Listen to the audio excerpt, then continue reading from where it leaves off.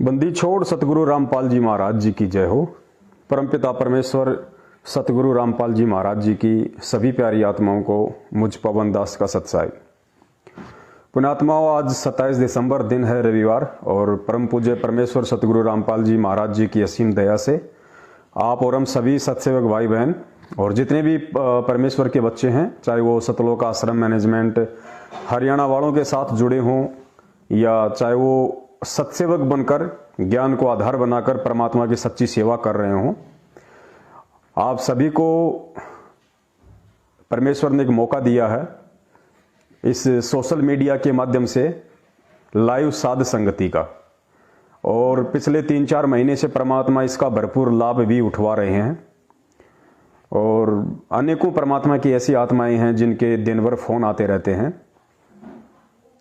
बहुत शंकाओं का समाधान भी हो रहा है, परमेश्वर दया कर रहे हैं। क्योंकि जब भगत नया इस भक्ति मार्ग से जुड़ता है, क्योंकि परमेश्वर ने पहले ही बता दिया कि बच्चों, ये जो मार्ग है ये दुनिया की हर भक्ति साधना से विपरीत है। तो अचानक से जब भी कोई इस मार्ग में एंटर होता है तो उसके सामने बहुत सारी आध्यात्मिक, सामाजिक, पारिवारिक समस्याएं उत्पन्न होती ही होती हैं। और उनके समाधान के लिए वैसे तो परमात्मा के सत्संग ही पर्याप्त हैं, लेकिन अचानक से वो पुण्यात्मा जो परमेश्वर से जुड़ती है वो सत्संग नहीं सुन पाती है, जिस कारण से वो हर बात का समाधान प्राप्त नहीं कर पाती है। उसके लिए परमात्मा ने एक विधि बताई है और वो है साध संगति की। यानी परमेश्वर से काफी समय से जो भगत आत्माएं जुड़ी हुई हों, चाहे भाई हो चाहे बहन हो, उनसे भी वो भगत जानकारी प्राप्त कर सकता है जो परमात्मा से काफी समय पहले से जुड़ा है।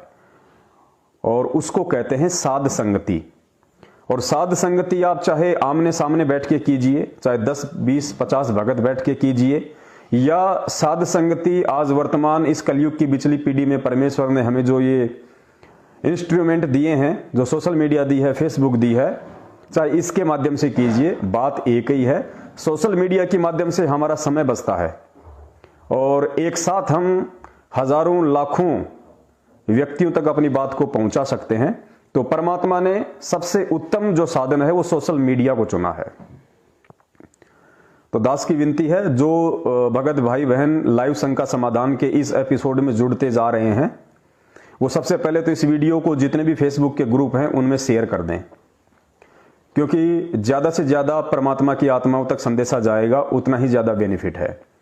और हम इसीलिए लाइव आते हैं कि परमेश्वर के सत भक्ति मार्ग में जो भी उनकी आत्माएं हैं वो इस मार्ग से ना भटकें, उन्हें कोई भी विचलित ना करे, उनके मन में कोई भी शंका और भ्रम पैदा ना करे। उसके लिए परमात्मा ने, हम जो परमेश्वर के बच्चे हैं, जो हम काफी समय पहले से जुड़े हुए हैं, तो ये हमारी सेवा बनती है परमात्मा की तरफ से कि हम अपने उन नए भगत भाई बहनों का साथ दें, उनकी हर शंकाओं के समाधान के लिए हम प्रयासरत रहें, ताकि वो आत्माएं परमेश्वर के भक्ति मार्ग पे दृढ़ता के साथ में अटल होके लगी रहें। तो दया परमेश्वर की काफी आत्माएं जुड़ रही हैं, और जो आत्माएं जुड़ती जा रही हैं, सबसे पहले वो इस वीडियो को नीचे जो शेयर का बटन है, उस शेयर के बटन पे क्लिक करके जितने भी आपके पास में फेसबुक के ग्रुप हैं या जिन जिन ग्रुपों में आप जुड़े हुए हैं, सभी पे आप शेयर कर दीजिए, ताकि संदेशा ज्यादा से ज्यादा भगत भाई बहनों तक पहुंचे। और आज का हमारा जो विषय है लाइव शंका समाधान का, वो गुरु और इष्ट को लेकर है। क्योंकि ये बहुत बड़ा कंसेप्ट है, और जब तक ये कंसेप्ट भगत का क्लियर नहीं होगा, तब तक दास को लगता है कि वो भगत गुरु और परमात्मा दोनों को अलग अलग समझता रहेगा। और पूर्ण परमेश्वर कबीर साहिब जी की सत भक्ति का एक नियम है, इस भक्ति मार्ग में यदि आपने गुरु और परमात्मा को दो मान लिया, दो समझ लिया, तो हम कभी भी भक्ति मार्ग की उस ऊंचाई को प्राप्त नहीं कर सकते जिस ऊंचाई तक परमात्मा हमें लेके जाना चाहते हैं। बहुत सारी बातें हैं आज परमात्मा इस लाइव संग का समाधान के एपिसोड के माध्यम से क्लियर करवाएंगे। तो निवेदन दास फिर से करेगा, वीडियो को जो भगत भाई बहन जुड़ते जा रहे हैं शेयर जरूर कर दें। और पुण्यात्मा, ये सबकी सेवा बनती है। दास तो निवेदन करेगा अपने सभी भाई बहनों से, विशेषकर जो सत्सेवक भाई बहन हैं, जो 3-4 वर्षों से आपस में साध संगति कर रहे हैं और सन 2019 से परम पूज्य परमेश्वर सतगुरु रामपाल जी महाराज जी का 8 सितंबर के दिन प्रकट दिवस मनाते आ रहे हैं। विशेषकर उन पुण्यात्माओं से दास की विनम्र प्रार्थना है और विशेष प्रार्थना है, आप सभी आत्माओं पे परमेश्वर ने अपने तत्व ज्ञान की विशेष रजा बख्श रखी है। आप विशेष आत्माएं नहीं हैं और मैं निवेदन करूंगा कि आप भी अपनी अपनी फेसबुक आईडी से लाइव आने का प्रयास करें और आपका जो मोबाइल नंबर है उसको आप सार्वजनिक करें। उसके बाद में आप लाइव आए और लाइव शंका समाधान के माध्यम से जितने भी भगत भाई बहन आपसे आपस में जुड़े हुए हैं और जो भी आपसे किसी प्रकार की कोई बात पूछता है, उसको कोई शंका है, कोई भ्रमणा है इस भक्ति मार्ग में, तो आप उसको क्लियर करें। ये परमेश्वर की तरफ से हम सब की सेवा है। एक अकेले व्यक्ति का फेसबुक पे लाइव आना ही पर्याप्त नहीं है। परमेश्वर तो चाहते हैं कि मेरा प्रत्येक बच्चा इतना ज्ञानी बन जाए, इतना विद्वान बन जाए कि जो ठोकर आज से पहले 3 युगों में वो खाता आ रहा है, वो ठोकर अब वो ना खाए। कोई भी व्यक्ति, चाहे वो कोई धर्मगुरु हो या चाहे आम व्यक्ति हो या चाहे काल की भक्ति से कोई प्रेरित हो, मेरे बच्चों को भ्रमित ना कर सके, उनके मन में कोई भी शंका का बीज ना बो सके, उसके लिए परमेश्वर चाहते हैं कि उनका प्रत्येक बच्चा ज्ञानी बने, विद्वान बने। और परमेश्वर भी काफी बार अपने सत्संगों में इस टॉपिक को क्लियर कर चुके हैं कि पुण्यात्माओं, ये दास आपको यहां पे विद्वान बनाने आया है, ज्ञानी बनाना आया है, ताकि आप आगे चल के मार ना खा जाएं।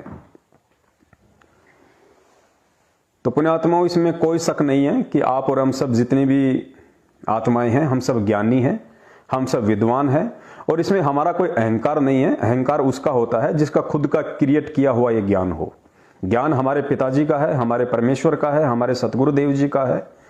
और ज्ञानी और विद्वान बनने का मकसद हमारा कोई अहंकार ग्रस्त तो होना नहीं है, हमारा मकसद कोई सत्संग करना नहीं है, हमारा मकसद कोई पंथ चलाना नहीं है। हम अपने स्वयं के लिए ज्ञानी बनना चाहते हैं, हमको अपने स्वयं के लिए विद्वान बनना भी चाहिए, क्योंकि जब तक हम इस भक्ति में गर्क नहीं होंगे, इस भक्ति में चारों दिशाओं से जब तक हम परिपूर्ण नहीं होंगे, तब तक कहीं ना कहीं हमारे अंदर शंका की गुंजाइश रह जाती है। तो परमेश्वर चाहते हैं कि इस भक्ति मार्ग को लेकर, और विशेषकर मेरी उन पुण्यात्माओं को जो काफी समय से मेरी संगति करती आ रही हैं, उनको किसी भी प्रकार का डाउट ना हो। और आगे चल के, क्योंकि ये सबसे निराला ज्ञान है और आपस में जो भगत भाई बहन है वही एक दूसरे की शंकाओं का समाधान करेंगे, वही एक दूसरे को इस भक्ति मार्ग पे आगे बढ़ने के लिए प्रेरित करेंगे। तो उसके लिए जरूरी है कि सबसे पहले परमेश्वर के सत्संगों को ज्यादा से ज्यादा सुन के, और सत्संग सुनना ही पर्याप्त नहीं है। गुरुदेव ने कहा कि भाई सत्संग सुन के जब तक आप उन सत्संग में कहे गए मेरे वचनों पर, मेरे शब्दों पर आप चिंतन नहीं करोगे, मनन नहीं करोगे, मंथन नहीं करोगे कि परमेश्वर इस सत्संग के माध्यम से क्या संदेशा देना चाहते हैं और परमात्मा इस कथा के माध्यम से हमें क्या समझाना चाहते हैं, तब तक बात नहीं बनेगी। तो सत्संग भी तभी समझ में आएंगे, और सत्संग में जो परमेश्वर गूढ़ संकेत, गूढ़ इशारे करते हैं, वो इशारे तभी समझ में आएंगे जब हम ध्यान पूर्वक सत्संग सुन के और परमेश्वर को दंडवत प्रणाम करके उनसे विनती करेंगे, प्रार्थना करेंगे कि हे परमपिता परमेश्वर, दास को इतनी सद्बुद्धि दीजिए कि आपके जो सत्संग है, क्योंकि पुण्यात्माओं तत्वदर्शी संत के सत्संग होते हैं वो इतने सरल और सामान्य नहीं होते जितने हमें लगते हैं। जिस प्रकार गीता जी का ज्ञान चारों वेदों का सार है, तो गीता जी का ज्ञान इतना आसान नहीं है समझना, वो कोड वर्ड में सांकेतिक है। जब गीता जी का ज्ञान सांकेतिक है, तो तत्वदर्शी संत के सत्संग कैसे सांकेतिक नहीं होंगे? वो तो विशेष सांकेतिक होंगे। इसीलिए तो दुनिया को समझ में नहीं आ रहे। सन 1994 से परमात्मा सत्संग कर रहे हैं दिन रात, और इतना सरल करके समझा रहे हैं कबीर सागर को, हर चीज को, हर धर्मशास्त्र को। फिर भी मुश्किल से 15 से 20 लाख लोग ही मुश्किल से उनके इस संदेश को समझ पाए हैं कि भाई सतगुरु रामपाल जी महाराज जी कौन है और उनका ये सत्संग करने का मकसद क्या है, और उनका जो भक्ति मार्ग है वो दुनिया से किस प्रकार भिन्न है। सोचो, 7.5 अरब की जनसंख्या में केवल 15 से 20 लाख लोग ही इस बात को थोड़ा थोड़ा समझ पाए हैं। अगर ये सत्संग इतने आसान होते तो पुण्यात्माओं आज लाइन लगी होती। लेकिन अब ये सत्संग आसान हो जाएंगे। क्यों हो जाएंगे? क्योंकि परमेश्वर ने अपने तत्व ज्ञान युक्त इन सांकेतिक सत्संगों को अपने लाखों बच्चों को समझा दिया है और उनके माध्यम से अब बड़ी तेजी से ये ज्ञान समाज में फैलेगा, देश दुनिया में फैलेगा, तो लोगों को समझ में आएगा। हर गांव में, हर गली में, हर शहर में भगत होंगे। और दूसरी तरफ जो जगत के लोग हैं, अब उनके पुण्य कर्म उनके पास इतने रहे नहीं, और जब जीव के पुण्य शेष नहीं रहते हैं, पाप कर्मों का दबाव बढ़ता है, तो वो राहत प्राप्त करने के लिए इधर उधर दौड़ता है।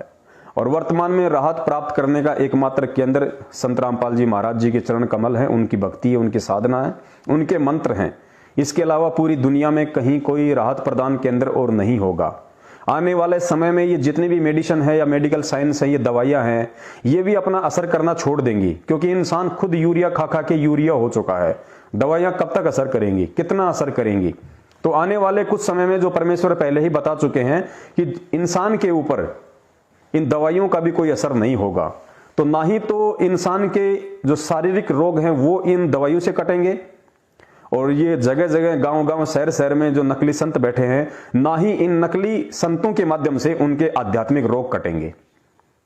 और एकमात्र समाधान यदि आध्यात्मिक रोग काटने का या शारीरिक रोग काटने का कोई होगा पूरी दुनिया में, तो केवल परम पूज्य सतगुरु रामपाल जी महाराज जी के चरण कमल होंगे, उनका आश्रम होगा, उनकी भक्ति साधना होगी। इसके अलावा और कोई उपाय नहीं होगा। और यही वो रीजन होगा कि लोगों को ना चाहते हुए भी दौड़कर आना पड़ेगा। डॉक्टर दुनिया का इलाज करता है, लेकिन जब डॉक्टर स्वयं बीमार हो जाता है, कहीं से कोई उपाय नहीं मिलता है, उसके बाद यदि उसे कोई कह देता है कि फला फला गांव में एक व्यक्ति झाड़ा लगाता है और उसका झाड़ा लगाने से बड़े बड़े लोग ठीक हो गए हैं, वो तुरंत वहां पे दौड़ लेता है लेके गाड़ी, पैसे की परवाह नहीं करता। उस समय वो भूल जाता है कि मैं खुद एक MBBS हूं, मैं खुद एक MD हूं, MDS हूं, मैंने साइंस पढ़ी है, मैंने मेडिकल साइंस पढ़ी है, और ये झाड़ झपाड़ करने वाले तो पाखंड बताया करते थे, हम खुद ही इनका खंडन किया करते थे। लेकिन जब खुद उसकी जान पे बन आती है, तो वो MBBS, वो MDS, वो MD भी, वो बड़े से बड़ा डॉक्टर भी अपना शारीरिक रोग दूर करवाने के लिए उस झाड़े लगाने वाले के पास दौड़ा चला जाता है। तो ठीक यही स्थिति आने वाले कुछ ही समय में सतगुरुदेव जी के वचन अनुसार इस देश दुनिया की आने वाली है। लोगों को कहीं कोई राहत नहीं दिखाई देगी, कहीं कोई सहारा दिखाई नहीं देगा। एकमात्र सहारा परमेश्वर के चरण कमल, और ना चाहते हुए भी अगर कोई जरूरी समझे या मजबूरी समझे, उनको आना पड़ेगा। तो दयाबंदी छोड़ के काफी आत्माएं जुड़ चुकी हैं। एक बार दास पुनः याद दिला देता है, वीडियो को जितने भी फेसबुक ग्रुप हैं आप जी शेयर कर दीजिए। उसके बाद परमात्मा, फिर आज का जो टॉपिक है कि गुरु और इष्ट ये दोनों अलग हैं या एक ही हैं, एक विशेष टॉपिक है। और जब तक ये कंसेप्ट क्लियर नहीं होगा, वैसे तो परमेश्वर ने क्लियर कर ही रखा है, लेकिन ठीक है, हम जीव हैं, नहीं ध्यान दे पाते परमेश्वर के सत्संगों पे, नहीं गौर कर पाते हैं। उसके लिए परमात्मा ने साध संगति एक जरिया चुना है। तो साध संगति के माध्यम से हम कोशिश करेंगे परमेश्वर के आशीर्वाद से इस कंसेप्ट को क्लियर करने का। उससे पहले बहुत सारे भगत भाइयों की एक छोटी सी शंका है। जैसे ही परमात्मा की आत्माओं को पता चला कि भाई हमने जो नाम दीक्षा ली है सतलोक आश्रम मैनेजमेंट हरियाणा के नाम दीक्षा केंद्रों से, और नाम दीक्षा लेने के कुछ समय बाद जब उनको यूट्यूब पे शंका समाधान चैनलों के माध्यम से जब हम सत्सेवकों की वीडियो मिले, और वीडियो देखने के बाद उनको पता चला कि भाई ये जितने भी नामदान केंद्र हैं, चाहे देश में हो, चाहे विदेश में हो, चाहे हरियाणा में हो, चाहे पंजाब में हो, कहीं भी ये नामदान केंद्र परम पूज्य सतगुरु रामपाल जी महाराज जी के द्वारा या उनके आदेश से नहीं खोले गए हैं। ये जितने भी नामदान केंद्र हैं, ये सब के सब फेक हैं, फर्जी हैं, और इनका संचालन वर्तमान में परम पूज्य सतगुरु रामपाल जी महाराज जी का जो छोटा भाई है महेंद्र, जो वांटेड है, भगोड़ा है सन 2014 के बाद बरवाला कांड से। सारे के सारे नामदान केंद्र धर्म को धंधे में परिवर्तित करके और गुरु आदेश की आड़ में लोगों को दान धर्म ज्योति पाठ के नाम से ठगने के मकसद से अपनी आर्थिक महत्वाकांक्षाओं की पूर्ति के लिए ये सारे के सारे नामदान केंद्र उसने खोल रखे हैं। गुरुजी का फिलहाल इन नामदान केंद्रों से कोई लिंक नहीं है। उसके बाद उन आत्माओं को ये जानने की चेष्टा और ज़्यादा उत्पन्न हो जाती है, प्रबल हो जाती है, फिर हकीकत क्या है। और जब छोटी छोटी समस्याएं आती हैं तो फिर वो हम सत्सेवकों के पास फ़ोन करती हैं। तो ऐसे ही कुछ समस्याओं को लेके काफ़ी भक्तों के फ़ोन आए, कमेंट्स आए। उन्होंने पूछा कि भगत जी, अब नामदान केंद्र तो बिल्कुल फर्जी हैं, चलो नाम तो हमें मिल गया, जैसा आप जी ने बताया कि नाम तो परमपिता परमेश्वर का है। हमने गुरु जी का ज्ञान सुना, ज्ञान हमें अच्छा लगा, आत्मा में परमात्मा प्राप्ति की तड़प उठी, तो हमने नाम दीक्षा केंद्र से नाम ले लिया। हमें नहीं पता था उस समय तक कि नामदान केंद्र सही है या गलत है। उसके बाद जब हमने आपकी वीडियो देखे तो हमें यह भी पता चला कि नाम तो परमेश्वर का है, चाहे डीवीडी से दिया जा रहा है, चाहे किसी भी विधि से दिया जा रहा है, नाम परमपिता परमेश्वर सतगुरु रामपाल जी महाराज जी का है। और उस समय तक हमें सच्चाई का पता नहीं था, तो हमने नाम ले लिया। और जब सच्चाई का पता नहीं था तो वो नाम लेने में कोई दोष नहीं है। और नाम मंत्र का जाप हमें नहीं छोड़ना है। यदि हमने किसी चीज को छोड़ना है तो केवल उन मनवस लोगों को छोड़ना है, उन पाखंडी लोगों को छोड़ना है, उन गलत लोगों को छोड़ना है, जो लोग सतलोक आश्रम मैनेजमेंट हरियाणा के नाम से जाने जाते हैं, जो लोग परम पूज्य सतगुरु रामपाल जी महाराज जी के कलयुगी परिवार के नाम से जाने जाते हैं, उनके बेटा बेटी भाई बंधु रिश्तेदारों के नाम से जाने जाते हैं, कोऑर्डिनेटर और नामदान संचालकों के नाम से जाने जाते हैं, उन लोगों का हमने साथ छोड़ना है। हमने उनका कोई भी आदेश नहीं मानना है। वो जो हर दिन एक नया पीला पर्चा निकाल देते हैं, हमने उस आदेश को नहीं मानना है। और उनके हर तानाशाही फरमान को हमने परम पूज्य सतगुरु रामपाल जी महाराज जी के तत्व ज्ञान आधारित सत्संगों से तोलना है कि गुरुदेव ने सत्संगों में क्या बताया और इन पीले पर्चों में क्या बताया जा रहा है, हमें किस दिशा में मोड़ा जा रहा है। तो अब उन आत्माओं को मन में यह शंका है कि भगत जी, नाम तो हमने यहां से ले लिया अनजाने में, तो नाम का तो हम जाप कर रहे हैं, जैसा आप जी ने बताया परमेश्वर के ज्ञान आधार से कि नाम नहीं छोड़ना, नाम परमात्मा का है। तो अब यदि हमसे कोई मर्यादा टूट जाती है, और जैसा कि सुनने में आता है कि नाम खंड हो जाता है, तो फिर नाम का शुद्धिकरण हम कैसे करवाएं, हमारी मर्यादा पुनः ठीक कैसे हो, तो उसका क्या उपाय है। क्योंकि अब हमें हकीकत का पता चल चुका है। अब तो हम सौपन में भी इन फर्जी नामदान केंद्रों की तरफ करवट करके भी नहीं सो सकते, और ना हम यहां पे जा सकते, हम जाने की सोच भी नहीं सकते। तो ऐसे में यदि नाम दीक्षा लेने के बाद हमसे कोई मर्यादा में त्रुटि हो जाती है, गुरुजी ने जो नियम बताए हैं यदि वो खंडित हो जाते हैं, तो ऐसे में हम क्या करें, हम वापस नियम कैसे सुधारें, हम वापस, जैसा कहा जाता है कि नाम खंड हो गया तो नाम का शुद्धिकरण हमारा कैसे हो, तो इसका क्या उपाय है। तो पुण्यात्माओं, बहुत ही सरल उपाय है। और दास ने काफी बार सतगुरुदेव जी के निमित्त होकर इस विषय पर वीडियो भी बनाए हैं कि भाई ये सत भक्ति है, आत्मा से परमात्मा का संबंध है। जब कोई भी गलती हो जाने पे, चाहे कितनी भी बड़ी गलती हो जाए, एक सांसारिक बाप अपने बेटे को माफ कर देता है, उसकी गलती को अपने दिल पे नहीं लेता है। तो हम जिसकी शरण में हैं, जो हमारा आध्यात्मिक बाप है, वो उस सांसारिक बाप से असंख्य गुना ज्यादा हमसे प्रेम करता है, हमारी गलतियों को अक्षमा करता है, और हमें वो प्रेरित करता है कि बेटा कोई बात नहीं, गलती हो गई।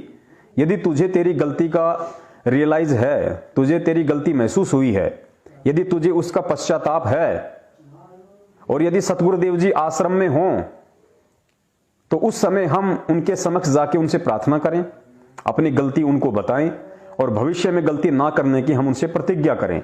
तो परमेश्वर प्रसन्न होते हैं, और जैसा भी वो हमें आदेश दे कि बेटा तुम्हें दोबारा से नाम लेना है या मेरा आशीर्वाद है, तुम आगे भक्ति शुरू करो, कोई दिक्कत नहीं। वो एक स्थिति अलग है। लेकिन वर्तमान में गुरुदेव आश्रम में नहीं है, वर्तमान में बरवाला कांड के चलते गुरुदेव हिसार जेल में है। तो ऐसी स्थिति में यदि किसी की मर्यादा खंडित हो जाए तो क्या किया जाए। पुण्यात्माओं, सतगुरु रामपाल जी महाराज जी ने अपने सत्सेवक बच्चों पे जो विशेष दया अपने तत्व ज्ञान की बख्श रखी है, और जो साध संगति के माध्यम से हम सबको एक मंच पे परमेश्वर ने इकट्ठा किया है, उसका सबसे बड़ा जो बेनिफिट है वो यही है कि सत्सेवकों को निमित्त बना के परमात्मा जो भी संदेशा भगत समाज में दिलवाते हैं, वो तत्व ज्ञान आधार से दिलवाते हैं, परमेश्वर के सत्संगों को आधार बना के दिलवाते हैं। लकी इसमें देखना कहाँ का इन्वेस्टर। तो आप जी की जो ये शंका है नाम शुद्धिकरण को लेके, तो आपको परम पूज्य सतगुरु रामपाल जी महाराज जी के सत्संग के आधार से ही इसका निवारण बताया जाएगा, इसका समाधान बताया जाएगा। देखो पुण्यात्माओं, इस भक्ति मार्ग में चाहे कैसी भी हमसे गलती हो जाए, क्योंकि परमात्मा ने सत्संगों में सब क्लियर कर रखा है कि भाई तुम कितनी भक्ति कर सकते हो, तुम कितनी मर्यादा निभा सकते हो, इसका मुझे अच्छे से पता है। तो परमेश्वर कहते हैं कि भाई मान लीजिए तुमसे कोई भी गलती हो गई, तुमसे कितनी भी बड़ी गलती हो गई, और यदि तुम्हें अपनी उस गलती का पश्चाताप है, यदि तुम्हें अपनी उस गलती का पश्चाताप है कि हे परमात्मा ये गलती मेरे से हुई है, मुझसे ये गलती नहीं होनी चाहिए थी, और वास्तव में मैं अपनी इस गलती के लिए आप जी से बारंबार क्षमा प्रार्थी हूं, यानी हृदय से यदि आपको उस गलती का पश्चाताप है, तो परमेश्वर कहते हैं उसी क्षण आपका नाम शुद्ध हो जाता है। क्योंकि परमात्मा आत्मा का साथी है। यदि आत्मा ने अपनी गलती स्वीकार कर ली कि वास्तव में ऐसा नहीं होना चाहिए था, लेकिन मेरे से ऐसा हो गया, और इसके लिए परमात्मा मैं क्षमा प्रार्थी हूं, आपका हृदय द्रवित हो जाता है, आपकी आत्मा तड़पने लग जाती है, आपकी आत्मा रोती है, आपको आत्मग्लानि हो जाती है कि वास्तव में मेरे से यह गलती हुई है और यह गलती मेरे से नहीं होनी चाहिए थी। तो पुण्यात्माओं, परमेश्वर अंतर्यामी है, परमात्मा आत्मा का साथी है। परमेश्वर को फोन या मोबाइल करके बताने की जरूरत नहीं है, परमेश्वर को घंटा बजा के बताने की जरूरत नहीं है। अंतर्यामी उसी को कहा जाता है जो मन में सोच उठने से पहले उस बात को जान ले, उसको अंतर्यामी कहते हैं। और यह हमारा सौभाग्य है कि वर्तमान में इस पृथ्वी पे कलयुग की बिचली पीढ़ी में 8 सितंबर 1951 से पूर्ण परमेश्वर कबीर साहिब जी परम पूज्य सतगुरु रामपाल जी महाराज जी के स्वरूप में पृथ्वी पे प्रकट हैं। और हमारा सौभाग्य है कि हम डायरेक्ट उस परमात्मा की शरण में हैं, हम उस अंतर्यामी की शरण में हैं। और उसके बाद परमात्मा ने बताया कि पुण्यात्माओं, मान लो आपने कोई गलती कर दी और आपको मालूम भी पड़ गया कि मेरे से यह गलती हो गई, उसके बाद भी यदि आपने उस गलती की अपने हृदय से समायाचना नहीं की, आपको यदि पश्चाताप नहीं है, यदि आप उसको नॉर्मल तरीके से ले रहे हैं, और गुरुजी आश्रम में हैं और आप गुरुजी के सामने भी जाते हो और गुरुजी से भी आप प्रार्थना करते हो कि गुरुजी मेरे से ऐसी गलती हो गई, आगे से नहीं करूंगा, और गुरुजी कह रहे हैं कि गुरु के सन्मुख झूठ नहीं बोलना, गुरु के सामने छल कपट नहीं चलेगा। अगर तेरे को अपनी गलती का वास्तव में पश्चाताप नहीं है, और यदि तूने गुरु के सामने जाके भी उसकी प्रार्थना की कि गुरुजी मेरे से ऐसी गलती बन गई, आगे से नहीं करूंगा, पुण्यात्मा समझ सकते हो दास जो शब्द कह रहा है, यानी जब तक आप अपनी उस गलती के प्रति सीरियस नहीं हैं, आपको यदि वास्तव में उस गलती ने आपके अंदर बेचैनी पैदा नहीं कर दी, तब तक यदि आप गुरुजी के सामने जाकर भी उस गलती की समायाचना करोगे बेमन से, और गुरुदेव कह रहे हैं कि यदि मैंने तेरा नाम भी शुद्ध कर दिया, यदि मैंने तुझे दोबारा से पुनर्उपदेश भी दे दिया, तो उसके बाद भी तेरा नाम शुद्ध नहीं माना जाएगा। पुण्यात्माओं, कितना बड़ा पॉइंट है। यानी भगत ने गुरुदेव से अपनी गलती की प्रार्थना की, समायाचना की, गुरुदेव ने उसका नाम शुद्ध भी कर दिया। खुद गुरुदेव ने, फर्जी नाम दान सेंटर की बात नहीं कर रहा मैं साक्षात परमात्मा की बात कर रहा हूं। पूज्य गुरुदेव ने भी उसका नाम शुद्ध कर दिया, लेकिन वहां परमात्मा क्या समझाना चाह रहे हैं कि बेटा तूने गलती की समायाचना की और मैंने तुझे माफ कर दिया, मैंने तेरा नाम शुद्धिकरण भी कर दिया, लेकिन इस बीच यदि उस गलती की समायाचना तूने हृदय से नहीं की, तूने आत्मा से नहीं की, और वास्तव में तेरे को उस गलती का पश्चाताप नहीं है, एज ए फॉर्मेलिटी टू आ गया कि भाई ठीक है, जब नाम खंड हो जाता है तो नाम जाके शुद्ध करवा लेते हैं, यदि तूने उसको एक नॉर्मल रूटीन सा मान लिया, तो गुरुदेव कह रहे हैं कि मेरे द्वारा नाम शुद्धिकरण करने के बाद भी तेरा नाम शुद्धिकरण नहीं माना जाएगा। पुण्यात्माओं, कितनी बड़ी बात है ये। और सबूत के लिए सतगुरुदेव जी का सत्संग सुनिए, उसके बाद फिर इस पे और डिस्कस करेंगे। जब तक आप पुनः उपदेश प्राप्त नहीं कर लेते, उपदेश प्राप्त कर लेने मात्र से भी नाम नहीं जुड़ जाता। परमात्मा कहते हैं, इन बातों क्या पाइए कर सतगुरु नजर निहाल, राजी कर सतगुरु रूठे नो। ठीक है, कोई भक्त है, पहले लगा हुआ है, फिर उसने बीच में बकवाद कर दी, दोबारा भी चौथा भी नाम ले जाता है। जब तक इस दास हृदय से उसको उपदेश नहीं देता, तब तक उसका पुनर्नाम सब नहीं जुड़ पाएगा। ये गुरुदेव कह रहे, जब तक ये दास उसको हृदय से नाम उपदेश नहीं देगा, यानी नाम उपदेश देने के भी दो तरीके। एक तो परमात्मा ने नाम उपदेश दे दिया दोबारा कि ठीक है, और दोबारा गुरुजी कह रहे हैं कि जब तक दास हृदय से नाम उपदेश नहीं देगा, तब तक वो नाम शुद्धिकरण नहीं माना जाएगा। ध्यान से सुनिए। अभी नाम ले जाता है, जब तक इस दास हृदय से उसको उपदेश नहीं देता, तब तक उसका पुनर्नाम सब नहीं जुड़ पाएगा। ये मेरे बस की बात नहीं, ये परमात्मा की ही प्रेरणा अंदर से होती है।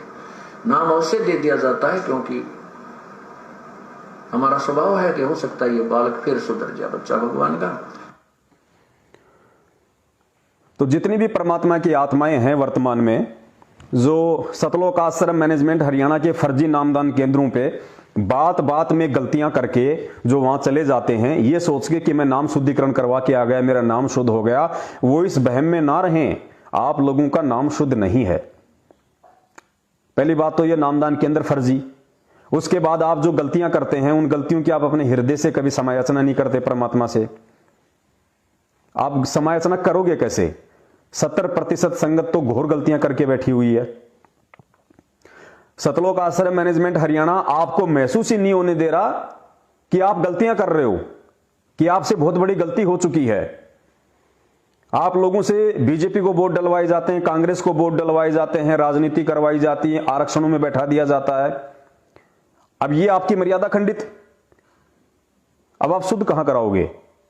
क्योंकि आपको तो आदेश दे रखा है सतलोक आश्रम मैनेजमेंट हरियाणा ने कि अगर बीजेपी को वोट डालोगे तो नामखंड नहीं, कांग्रेस को वोट डालोगे तो नामखंड नहीं, बीजेपी के पालतू बनके आप उनका प्रचार करोगे उनके समर्थन में तो आपका नामखंड नहीं, कांग्रेस के पालतू बनके आप उनका प्रचार करोगे तो आपका नामखंड नहीं।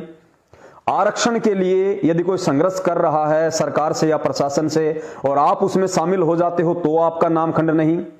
भक्ति मार्ग में आने के बाद यदि आप किसी गैंगस्टर का, किसी गुंडे व्यक्ति की सीबीआई जांच का समर्थन कर रहे हो और यदि आप उन कुपात्रों को दान दे रहे हो तो आपका नामखंड नहीं। तो पुण्यात्माओं, शुद्धिकरण कहां कराओगे? क्योंकि शुद्धिकरण का ठेका भी उन्हीं लोगों ने ले रखा है जो ऑलरेडी आपकी मर्यादाओं को खंडित करवा रहे हैं। तो उन चीजों के लिए तो आप नाम शुद्धिकरण करवा ही नहीं सकते। तो सोचो आप कहां हो, काल ने आपको किस हद तक इस भक्ति मार्ग से नीचे गिरा रखा है। यदि ऐसे चलते रहे तो एक समय ऐसा आएगा आपका उठना मुश्किल हो जाएगा। तो गुरुदेव ने स्पष्ट कर दिया कि जब तक यह दास हृदय से नाम उपदेश नहीं देगा, और गुरु हृदय से नाम उपदेश कब देगा? जब वो अंतर्यामी गुरु ये देख लेगा कि ये अपनी गलती की समायाचना हृदय से कर रहा है या नहीं कर रहा है। क्योंकि परमात्मा अंतर्यामी होता है, परमात्मा के सामने छल कपट नहीं चलता। तो वो पुण्य आत्माएं जिनको अब मालूम पड़ चुका है कि जितने भी नामदान केंद्र हैं ये फर्जी हैं और हम यहां से नाम दीक्षा ले चुके हैं, अब तो हम वहां नहीं जाएंगे, लेकिन यदि हमसे कोई मर्यादा में त्रुटि होगी तो हम क्या करें? तो पुण्यात्माओं, ये सत्संग ही आपकी शंका का समाधान था। आपसे यदि कोई भी गलती हो जाती है, देखो गुरुदेव ने 2 प्रकार की गलती बताई। पहली गलती परमात्मा ने बताई अनजाने की गलती। अगर अनजाने में आपसे कोई भी गलती हो जाती है, मान लीजिए आप नए नए भक्ति मार्ग से जुड़े हैं, इस भक्ति मार्ग में बहुत सारी बातें आपको नहीं पता चलती हैं, बहुत सारी ऐसी नियम हैं, मर्यादाएं हैं जो आपको मालूम ना होने के कारण आप उनमें त्रुटियां कर देते हैं। अगर अनजाने में आपसे वो गलती हुई है तो ऐसी स्थिति में गुरुदेव ने बताया कि आपकी मर्यादा खंड नहीं है, आपका नाम खंड नहीं माना जाएगा। दूसरा, यदि आपके साथ किसी ने धोखा कर दिया, धोखा कैसे, जैसे आपको किसी ने, गुरुदेव ने सत्संग में बताया था और सत्संग दास ने आप लोगों को सुना भी दिया पहले। गुरुदेव ने बताया यदि आपको कोई धोखे से शराब पिला दे, सब्जी के बहाने आपको मांस खिला दे, या अन्य और कोई ऐसा वो कर्म आपसे करवा दे जो गुरुदेव ने उसको करने के लिए मना कर रखा है, यदि धोखे से आपसे वो कर्म कोई करवा दे तो आपकी मर्यादा खंड नहीं है, आपका नाम खंड नहीं है, क्योंकि वो आपने जानबूझ के नहीं किया, वो आपसे अनजाने में हुआ है। तो गुरुजी ने बताया ऐसी स्थिति में आपका नाम खंड नहीं होता है, लेकिन आगे सावधानी विशेष बरतनी चाहिए। और दूसरा है जानबूझ के, जानबूझ के यदि हम कोई मर्यादा खंडित करते हैं तो पुण्यात्माओं उसकी फिर सजा है, और वो सजा फिर आपको समय आने पे भुगतनी पड़ेगी। क्योंकि जानबूझ के मर्यादा खंडित करने का मतलब है कि हमें मालूम था, उसके बाद भी हमने ये गलत काम किया है, तो उसकी आपको कहीं ना कहीं थोड़ी बहुत सजा, थोड़ा बहुत झटका आपको परमात्मा जरूर देगा। और यदि उस जानबूझ के की गई गलती की भी आपको लगता है कि मैं परमात्मा से क्षमा याचना करना चाहूं, यदि आपको हृदय से आपकी उस गलती का एहसास है कि भी मेरे से किसी दबाव में ये गलती हो गई, या मैं गुरुजी के इतने सत्संग नहीं सुन पाया था जिस कारण से मेरे अंदर इतना दृढ़ विश्वास पैदा नहीं हुआ, और मैं किसी उस सामाजिक संकट का या रिश्तेदारों का या परिवार वालों का दबाव सहन नहीं कर पाया, और यदि आगे चल के आपको अपनी उस गलती का हृदय से एहसास हो जाता है और आप चाहते हैं कि वास्तव में मुझे वो गलती नहीं करनी चाहिए थी, और आपने अपने मन में धारणा बना ली कि हे परमपिता परमेश्वर, अब जो गलती हुई सो हुई, आगे मैं ऐसी गलती दोबारा नहीं करूंगा, आप मुझे क्षमा करें परमात्मा। तो पुण्यात्माओं, चाहे परमात्मा आश्रम में हो चाहे परमात्मा जेल में हो, यदि आपने अपनी किसी भी जाने अनजाने में हुई गलती की क्षमा याचना अपने हृदय से कर ली, अपनी आत्मा से आपने कर ली, तो परमात्मा अंतर्यामी है। आपने यदि हृदय से क्षमा याचना की है तो गुरुदेव कहते हैं चाहे आप पहाड़ पे बैठ के क्षमा याचना कर लो, चाहे अपने घर पे बैठ के क्षमा याचना कर लो, क्योंकि परमात्मा अंतर्यामी है, परमात्मा आत्मा का साथी है, परमात्मा उसी क्षण आपको क्षमा याचना कर देता है। और जब आपका आश्रम में जाने का समय हो जाए तो वहां जाके पुनः आप गुरुदेव के समक्ष प्रार्थना करें, और फिर जैसा गुरुदेव आदेश दें फिर वो सिरोधार्य होगा। चूंकि वर्तमान में गुरुदेव आश्रम में नहीं है, तो हमने हमारी किसी भी गलती की अपने हृदय से गुरुदेव के समक्ष दंडवत क्षमा याचना करनी है, अपनी आत्मा से क्षमा याचना करनी है। तो समझिए आपका नाम शुद्ध हो गया, आपको किसी फर्जी नामदान केंद्र पे जाने की जरूरत नहीं है। परमात्मा आत्मा का साथी है, आपके घर पे भी भगवान है। परमात्मा, जैसे गुरुदेव काफी बार बताते हैं इन मंदिरों का जिक्र करते हुए, कि लोग सोचते हैं कि भाई मंदिर में भगवान होगा, मंदिर में भगवान होगा, वहीं जाके मन्नतें मांगते हैं, वहीं जाके प्रसाद चढ़ाते हैं, वहीं जाके उनको नमन करते हैं, प्रणाम करते हैं। तो गुरुदेव ने उस भ्रमणा का अपने तत्व ज्ञान आधार से खंडन किया कि भगवान किसी मंदिर मस्जिद में नहीं है। अगर भगवान है तो आपके घर पे भी है, लेकिन आपको भगवान को राजी करने का तरीका आना चाहिए। तो पुण्यात्माओं, ठीक इसी प्रकार परमात्मा किसी पशु श्रेणी में नहीं है जो इन फर्जी नामदान केंद्रों पे इन लोगों ने परमात्मा को बांध रखा होगा। अगर वहां जाएंगे तो ही हमें परमात्मा मिलेगा। परमात्मा कण कण में है, परमात्मा सकल सृष्टि में है, और विशेष तौर से जो पुण्य आत्माएं उस परमात्मा की शरण में आ चुकी हैं, सतगुरु रामपाल जी महाराज जी से नाम दीक्षा ले चुकी है, उनका शब्द ले चुकी हैं, तो परमात्मा विशेष तौर से आपके साथ हैं, आपके हृदय रूपी गुफा में है परमात्मा। परमात्मा आपके विचारों में है। उसके बाद भी यदि आप कहीं भटकते हो ये सोच के कि परमात्मा नामदान केंद्र पे मिलेगा, या परमात्मा मेरी बात बहुत जल्दी उस समय सुनेगा जब मैं गुरुजी की बेटी के माध्यम से, बेटे के माध्यम से, भाई के माध्यम से, या किसी कोऑर्डिनेटर के माध्यम से, उनकी पत्नी के माध्यम से मैं उन तक अपनी अरदास भेजूंगी, तो ये हमारी मूर्खता है, ये समझदारी नहीं है, ये हमारी अज्ञानता है, ये हमारी मूर्खता है। और हम परमात्मा को ऐसी सोच रख के दुखी करेंगे, परेशान करेंगे, प्रसन्न नहीं कर सकते। गुरुदेव ने बताया, और हम रोज संध्या आरती में पढ़ते हैं कि घट हिम गंगा, घट हिम यमुना, घट हिम है जगदीश, सतगुरु तारेंगे। तो परमात्मा कहां है? गुरुदेव ने बता दिया कि मैं कहां हूं। भाई घट हिम गंगा, घट हिम यमुना, अगर जो भी कुछ है वो तेरे अंदर है। और घट हिम है जगदीश, कि मैं भी तेरे पास ही हूं भाई, तेरे घट में हूं। मैंने तुझे जो मंत्र दे दिया उस मंत्र में हूं मैं, मेरी कोई देही नहीं है, मैं तो शब्द स्वरूपी हूं, मैं तो हर क्षण तेरे पास में हूं, हर समय में तेरे नजदीक हूं। बस तू मुझे मंदिर मस्जिद में, चर्च गुरुद्वारों में और फर्जी नामदान केंद्रों पे तेरी अज्ञानता के कारण ढूंढता फिर रहा है। कितनी बार परमात्मा ने बताया कि मोकू कहां ढूंढे रे बंदे, मैं तो तेरे पास में। और कितना बखान कर दिया परमात्मा ने, ना तीर्थ में, ना मूर्त में, ना काबा कैलाश में, ना मंदिर में, ना मस्जिद में, ना एकांत में, ना पिंड में, ना ब्रह्मंड में। कितना सब कुछ क्लियर कर दिया परमात्मा ने कि अगर ये काशी, काबा, पिंड, ब्रह्मंड सब कुछ है तो तेरे अंदर है, तेरे घट में है भाई। एक ब्रह्मांड की पूरी रचना तेरे अंदर है, मैं तो तेरे पास में हूं, तेरे साथ में हूं, कहां ढूंढ रहा है? तो हम सुनते क्या हैं? गुरुदेव के सत्संगों में हम सुनते क्या हैं और यथार्थ जीवन में हम करते क्या हैं? तो परमात्मा कैसे मिलेगा फिर? परमात्मा कैसे प्रसन्न होंगे? तो पुण्यात्माओं, अगर आपसे ऐसी कोई छोटी मोटी गलती हो जाती है तो परम पूज्य सतगुरु रामपाल जी महाराज जी ने उसका सीधा सा तरीका हम सबको अपने इस सत्संग के माध्यम से उन्होंने बता दिया है कि बेटा मैं तेरे पास में हूं, मैं तेरे साथ में हूं, तेरे से दूर नहीं हूं। जब तूने तेरे घर में दरबार लगा रखा है, मेरी फोटो लगा रखी है, दीपक कर रहा है, ज्योति जलाता है, तू हवन कर रहा है, वहां रोज आरती करता है, मंत्र करता है, सुमरण करता है, सत्संग सुनता है। अरे जितना तू तेरे घर पे करता है उतना तो नामदान केंद्र पे भी नहीं होता, और फिर भी तू वहां सोचता है कि भगवान वहां होगा, वहां मैं ज्योति कराऊंगा तो मुझे लाभ होगा, वहां पाठ कराऊंगा तो मुझे लाभ होगा। तो परमात्मा कहते हैं फिर तूने तेरे घर में क्या सिस्टम शुरू कर रखा? फिर ये ड्रामा है क्या?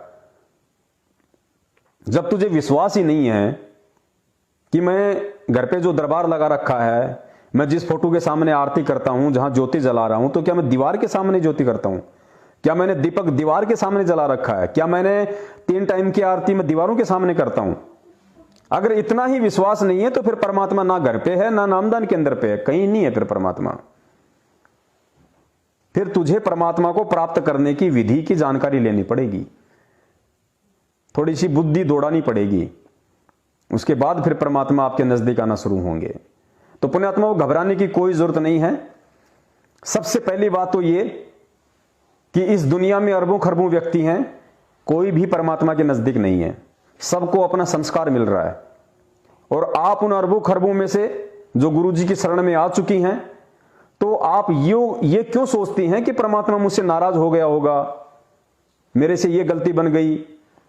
उसमें चिंतित होने की जरूरत नहीं है। उसमें अगर आपको चिंता करने की जरूरत है तो सिर्फ इस बात की चिंता करने की ज्यादा जरूरत है कि परमात्मा आगे से कोई ऐसी गलती और ना हो जाए। वो तो माफ करते हैं परमात्मा।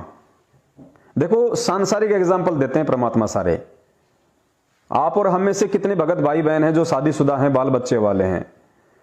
हमारे बच्चे क्या गलती नहीं करते? क्या हम उन्हें क्षमा नहीं करते? क्या हम उनके अवगुणों को अपने अंदर धारते हैं? जब तक गुस्सा आ गया, आधा घंटा 1 घंटा, उसके बाद फिर हम नॉर्मल हो जाते हैं कि बच्चा है, चलो कोई बात नहीं, हम भी किया करते थे, ऐसे ठोकर लग लग के समझेगा धीरे धीरे। तो पुण्यात्मा वो हमारा परम पिता है, वो हमारी घोर से घोर गलतियां माफ करता है। जब तक हम अच्छी तरीके से इस ज्ञान से और उनके विधान से परिचित नहीं हो पाते, तब तक वो परमात्मा हमारी हर गलती को क्षमा करता है। अरे आज हम इस काल के लोक में आके क्या गलती करेंगे? हम इस काल लोक में जो गलती हम सतलोक से करके आए हैं, उससे बड़ी गलती हम यहां नहीं कर सकते। वो सबसे बड़ी गलती है जहां हमने भरी थाली को ठोकर मारी, हमने खुद अपने परमपिता परमेश्वर से आस्था हटा के उस काल पे आस्था लगाई, अपने बड़े भाई पे आस्था लगाई। तो उससे बड़ी गलती नहीं हो सकती, और ना इस 21 ब्रह्मांड में उससे बड़ी गलती आप कोई कर सकते।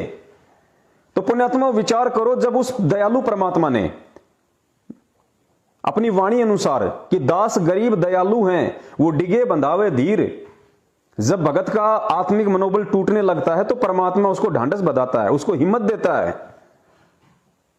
तो जब परमात्मा ने हमारी सबसे बड़ी गलती जो हमने सतलोक में की थी, जब परमेश्वर हमारी उस गलती को माफ करते हुए और हमें वापस ले जाने के लिए यहां इस गंदे लोक में आ गए हैं, तो पुण्यात्माओं यहां हम जो गलतियां करेंगे अनजाने में, तो वो गलतियां क्या परमात्मा माफ नहीं करेगा?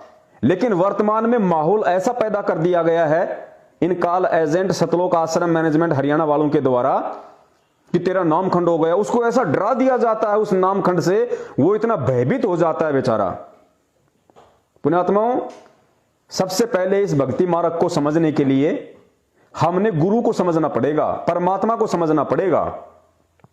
अगर हमने सतगुरु को समझ लिया तो समझो हमने सब कुछ समझ लिया, फिर और कुछ भी जानने को शेष नहीं रह जाता है, क्योंकि सतगुरु इस भक्ति मार्ग का मूल है, आधार है। और जब मूल हमारी पकड़ में आ जाएगा फिर हमें टेंशन लेने की जरूरत नहीं है, फिर परमात्मा पल पल हमारे साथ में है, घबराने की जरूरत नहीं है।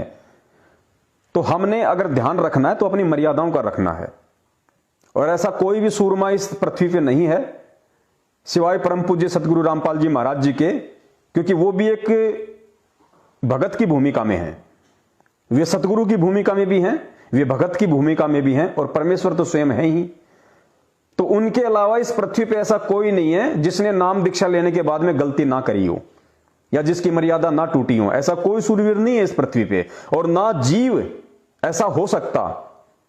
तो परमात्मा को पहले से ही पता है कि यह कितनी बार मर्यादा खंडित करेगा, क्योंकि सीढ़ी दर सीढ़ी हम इस भक्ति मार्ग पे आगे बढ़ेंगे, और जैसे जैसे हम परमेश्वर के सत्संग सुनते जाएंगे, सत्संगों से नित नई नई बातें हमारे सामने आती जाएंगी, हमारे अंदर वो दृढ़ता पैदा होती जाएगी।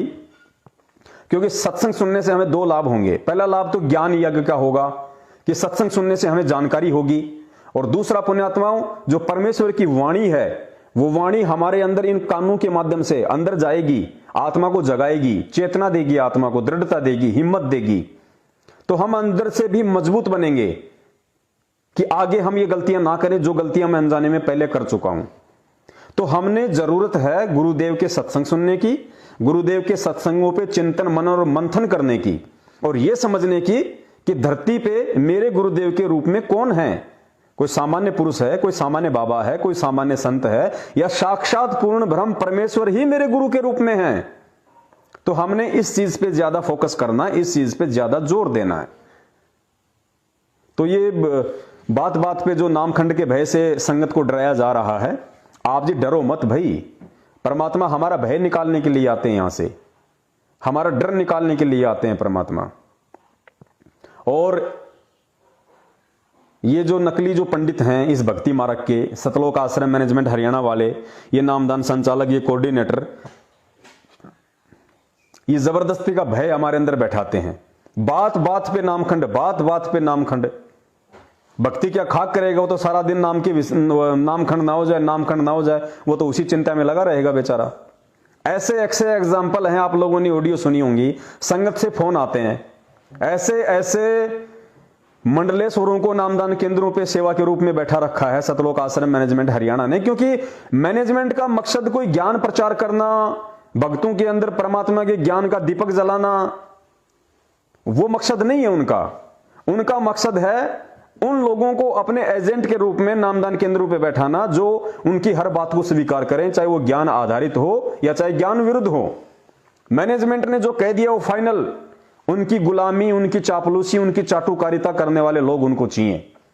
फिर चाहे वो कोई भी हो, कैसा भी हो, प्रथम नामी हो, सतनामी हो, कैसा भी हो, उन्हें कोई मतलब नहीं है।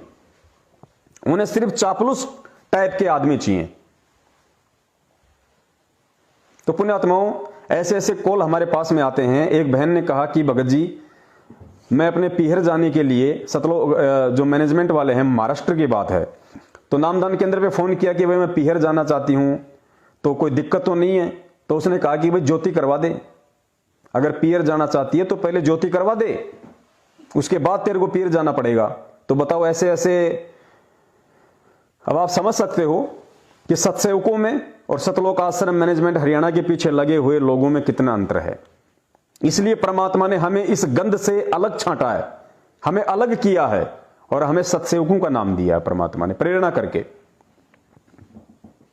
तो ये टॉपिक हम यहीं तक रखेंगे और उम्मीद करता हूं उन भगत भाइयों की शंका का निवारण हुआ होगा। और आगे से दास प्रार्थना करेगा कि परमात्मा के सत्संग सुनने की ज्यादा चिंता करो, परमात्मा के नाम जाप की चिंता हमें ज्यादा करनी चाहिए।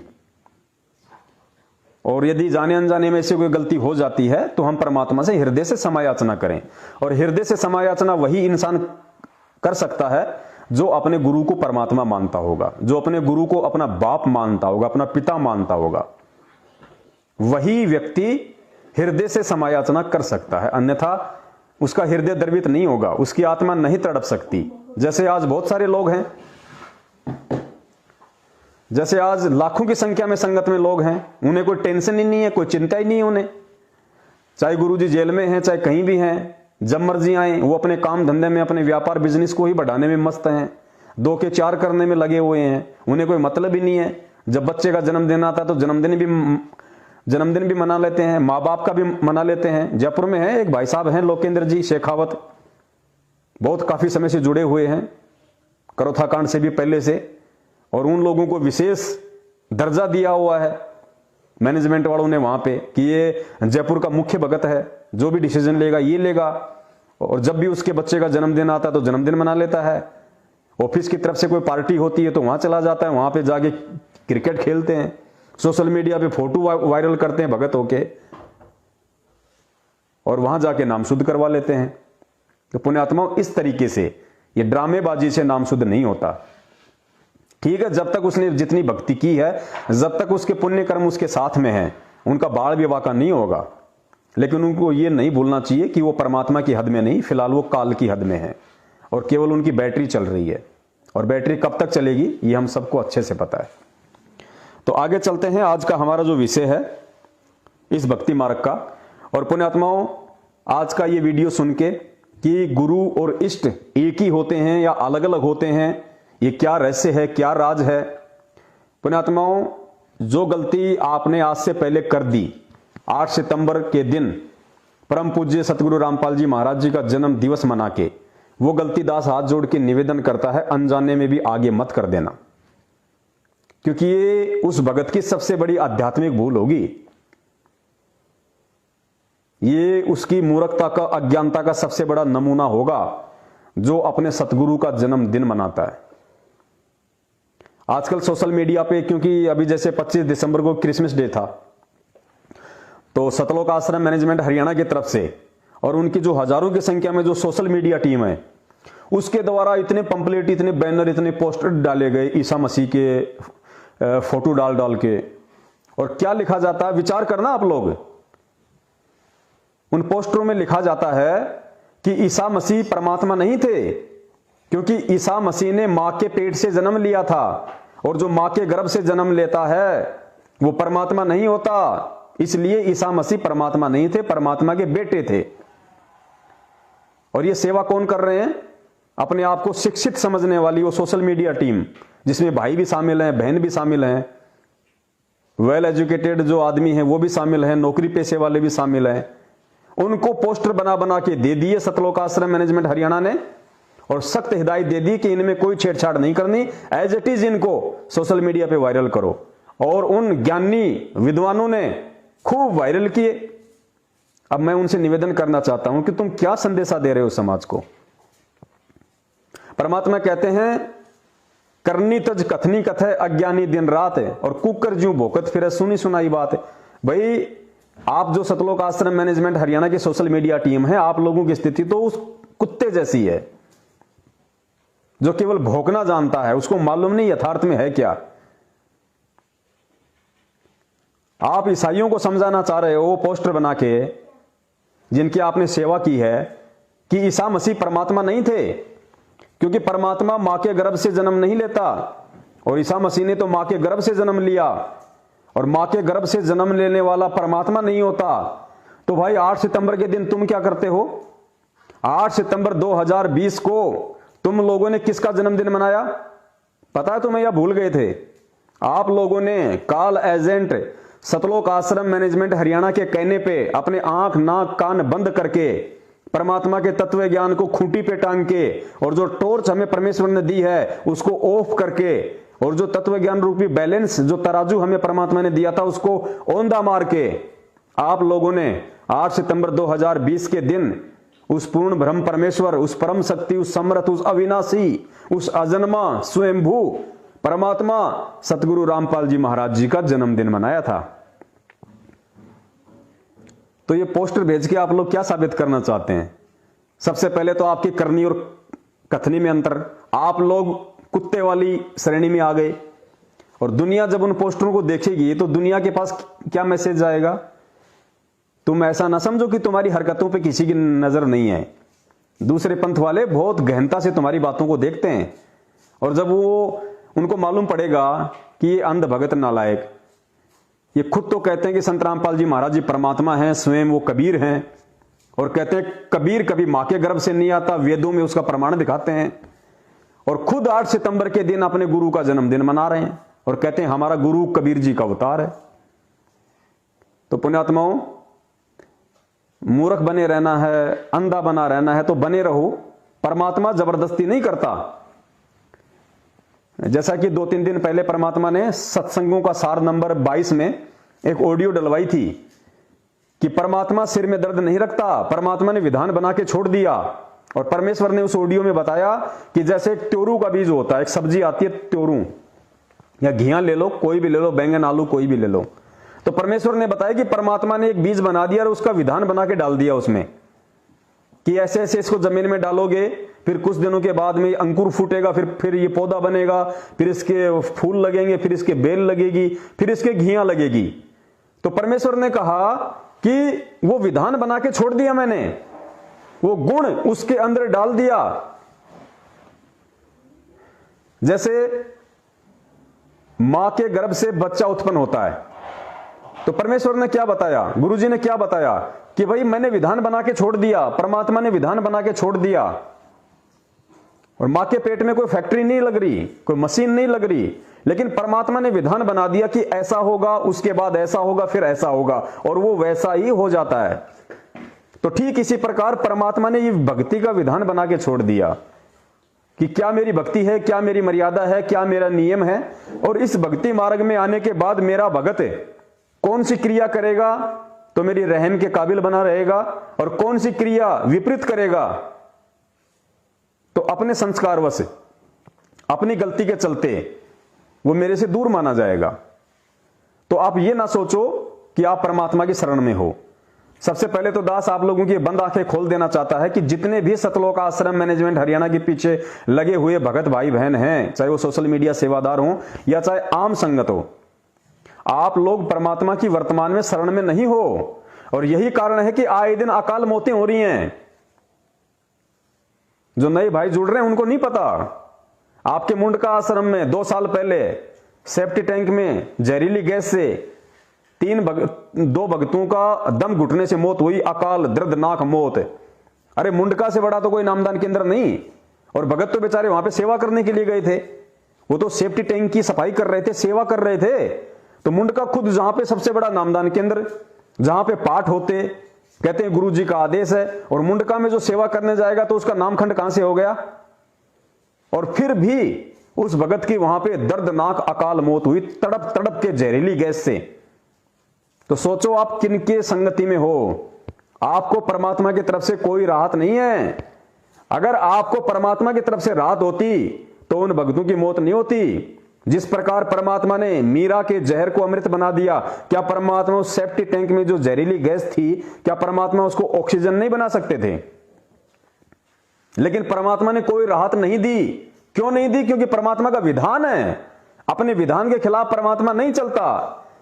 क्योंकि तुम लोग वही थे, सेफ्टी टैंक में मरने वाले वही थे जो सत्सेवकों की लाख समझाने के बाद भी उनको ज्योति का पैसा दे रहे थे, उनको पाठ का पैसा दे रहे थे, उनके कहने से हिसार की तारीखों पे जाके 10 गालियां खुद खा के आ रहे थे, 20 गालियां गुरुजी को दिलवा रहे थे कि ये देखो आगे पाखंडी रामपाल के मूर्ख चले। वो वही लोग थे जो हरियाणा के जाट आरक्षण में गुरुजी के संविधान के विरुद्ध और सतलोक आश्रम मैनेजमेंट हरियाणा के आदेश के अनुसार वहां जाके बैठ रहे थे हुक्का पाड़ों के बीच में। उनको भक्तों के दान का चंदा दिया जा रहा था, उनको देसी घी के बूंदियां खिलाए जा रहे थे। वो वही लोग थे जो राजस्थान के गैंगस्टर आनंदपाल सिंह जैसों की सीबीआई जांच के समर्थन में रैलियों में शामिल हो रहे थे। उनको 5-5 लाख का चंदा अजमेर की रैली में दे रहे थे। तो परमात्मा कैसे राहत देगा, परमात्मा कैसे सहायता करेगा भाई? परमात्मा का कोई प्यारा नहीं है। परम शक्ति संगीतम रिद्धि सिद्धि दाता सोई अवगत, ऐसी कुछ मालिक की वाणी है। अवगुण अविगत गुण अतीतम सत्य पुरुष निर्मोही, सत्य पुरुष निर्मोही, ये सतपुरुष है। परम पूज्य सतगुरु रामपाल जी महाराज ये सतपुरुष है, और सतपुरुष निर्मोही होता है, उसका किसी से कोई लगाव नहीं है। उसका असली बेटा बेटी वो है, वो उसकी रक्षा करता है विपरीत परिस्थितियों में, जो उसकी मर्यादा में रहता है। 2 साल पहले महाराष्ट्र से 2 बसें हिसार की तारीखों पे जा रही थी। राजस्थान के नागौर में सुबह 3 बजे आगे सांड आ गया। सांड को बचाने के चक्कर में वो बस पेड़ में जा ठुकी। क्या हुआ? 13 भक्तों की दर्दनाक अकाल मौत। 13 की। क्यों भाई? क्या वो भगत नहीं थे? क्या वो मंत्र जाप नहीं कर रहे थे उस समय? क्या उनमें से कोई सुबह की आरती नहीं कर रहा था? क्या उनमें से कोई सतनाम का जाप नहीं कर रहा था? प्रथम नाम का जाप नहीं कर रहा था? क्या वो हिसार किसी शादी में जा रहे थे क्या? वो भी तो परमात्मा से मिलने जा रहे थे, ये सोच के कि हिसार तारीखों पे जाएंगे तो हमारे पुण्य बनेंगे, कि संत मिलन को चालिए तज माया अभिमान, ज्यों ज्यों कदम आगे रखे त्यों त्यों यज्ञ समान। तो वो तो महाराष्ट्र से हिसार चले तो परमात्मा के लिए चले थे। फिर परमात्मा ने उनकी सहायता क्यों नहीं की? अकाल दर्दनाक मौत क्यों हुई? 3 भक्तों के तो सर से धड़ अलग हो गए, किसी का हाथ अलग, किसी का पैर अलग। क्यों भाई? ड्राइवर और कंडक्टर को चोट नहीं, जो बैल था उसको चोट नहीं। मरे कौन? भगत। क्यों मरे? क्योंकि परमेश्वर का विधान है, अनजाने की गलतियां परमात्मा माफ करता है। अनजाने की गलती मतलब वो ड्राइवर और कंडक्टर परमात्मा से परिचित नहीं थे, परमात्मा के विधान से परिचित नहीं थे, इसलिए परमात्मा ने उनको क्षमा किया। लेकिन उनको क्षमा नहीं किया जो लोग जानबूझ के अनजान बनने की एक्टिंग कर रहे थे। क्योंकि आज लगभग संगत में कोई भी ऐसा भगत भाई नहीं बचा जिसके पास में पवनदास के या मेरे सत्सेवक भाई बहनों के संदेशे नहीं गए। सबके पास वीडियो गए, सबको पता है कि सही क्या गलत क्या है। उसके बाद भी जानबूझ के यदि आप गलत लोगों का साथ दोगे तो परमात्मा अपने विधान अनुसार सहायता नहीं करेगा। इस बात को हमने समझना पड़ेगा भाई, समझना पड़ेगा। ऐसा नहीं है कि मैंने संत रामपाल जी महाराज जी से नाम ले लिया, मेरे को ब्रह्मा विष्णु महेश के माता पिता का मालूम पड़ गया, मेरे को तत्व ज्ञान हो गया, गुरुजी मेरे साथ में है। ऐसे परमात्मा साथ नहीं होते, और ना ही खाली ब्रह्मा विष्णु महेश के माता पिता का नाम पता चलने से तत्व ज्ञान समझ में आता। इसको समझने के लिए परमात्मा से विशेष प्रार्थनाएं करनी पड़ती हैं, परमात्मा की रहम के काबिल बनना पड़ता है, परमात्मा की मर्यादाओं में रहना पड़ता है, गुरु को बाप मानना पड़ता है। मालिक की वाणी है ना, वो रख दे अपना हाथ उस पे जिसने मान गुरु को बाप लिया।